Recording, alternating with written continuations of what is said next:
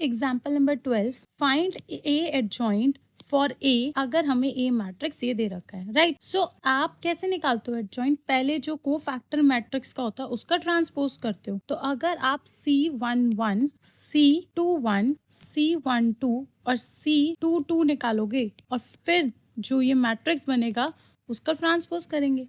अब को फैक्टर निकालने के लिए क्या होता है, -1 की पावर 1 + 1 2, एंड आप इसके ऑपोजिट देखोगे तो क्या आएगा, 4, therefore into 4 is equals to 4. Now moving on to the next one, that is 3. अब 3 के ऑपोजिट क्या है, 1, तो 1 होएगा और -1 की पावर 3 होगी, दिस विल गिव यू -1। यहाँ पे हमें 1 दे रखा है, 1 के ऑपोजिट क्या है, 3, तो -1 की power 2 + 1 into 3 is equals to -3। Now this is 4, 4 के ऑपोजिट क्या है, 2, तो -1 की पावर 2 + 2 4, और यहाँ पर 2 is equals to 2। आप अगर यहाँ पर अब को फैक्टर लिखोगे तो आपके पास मैट्रिक्स आएगा 4 -3 -1 2, ठीक है। अब हमें लास्ट आंसर में क्या मांगा गया है, एडजॉइंट। एडजॉइंट क्या होता है, इसी वाला जो मैट्रिक्स हमने कैलकुलेट करा है इसी वाले मैट्रिक्स से क्या कर देंगे, ट्रांसपोज, राइट। तो आप यहाँ पे सेम मैट्रिक्स लिखोगे,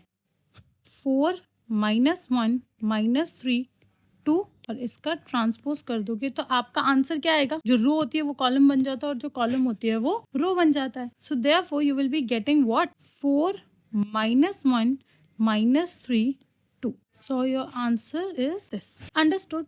अब अगर आपसे पूछा जाए कि इसका सीधा एडजॉइंट कैसे निकालोगे, इतना सारा प्रोसेस करने के बजाय आप क्या करोगे, ट्रिक है, जो ये दोनों होंगे ना एलिमेंट, इसको आपस में इंटरचेंज करके लिख दोगे तो आपके पास आएगा 4 और 2, राइट। और आपके पास जो ये वाली साइड है इसके सिर्फ और सिर्फ साइन चेंज कर दोगे, -3, तो आपके एडजॉइंट की वैल्यू आएगी दिस। नाउ अगर आप कंपेयर करोगे जो हमने ऊपर ट्रिक से सॉल्व करा है और जो हमने यहाँ पर निकाला है वो दोनों क्या है, same. So this is how you can calculate adjoint of a 2 by 2 matrix.